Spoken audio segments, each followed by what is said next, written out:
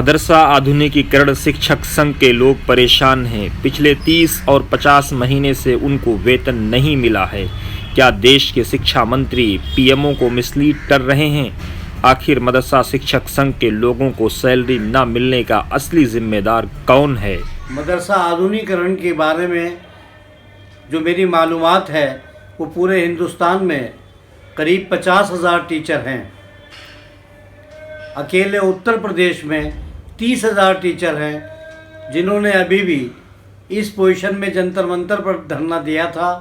तमाम टीचर बेचारे कर्ज ले करके वो दिल्ली आए, उससे पहले तमाम धरने दिए। लेकिन आप ये देखिए कि उनका जो मानदेय है, जो स्टेट गवर्नमेंट है, वो तो उनका 2-3 हज़ार रुपये महीना जो है वो दे रही है, लेकिन सेंट्रल गवर्नमेंट से उनको पैसा नहीं जा रहा। और जब सेंट्रल गवर्नमेंट नहीं दे रही तो उनकी तनख्वाहें नहीं मिल रही, जिससे तमाम जो टीचर हैं वो अब खुदकशी करने पे मजबूर हो गए, जिनमें 2 लोगों ने खुदकशी कर भी ली।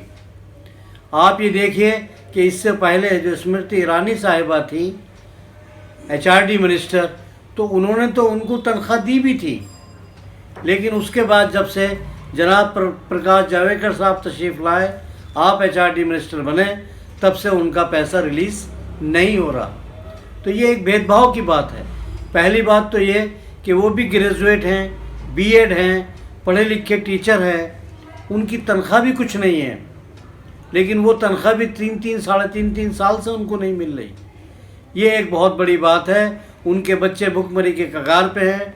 मैं आपके माध्यम से सेंट्रल गवर्नमेंट से, HRD मंत्रालय से ये रिक्वेस्ट करूँगा कि इसको बहुत गंभीरता से संज्ञान में लें और लेकर के कम से कम उनकी भाई 2 साल की तनख्वाह तो रिलीज़ कर दो, 1 साल की रिलीज़ कर दो, ताकि कुछ तो रिलीफ उनको मिले। लेकिन 3 साढ़े 3 साल से आप उनको पैसे नहीं दे रहे, ये बिल्कुल गलत बात है और ये परेशानी का सबब है।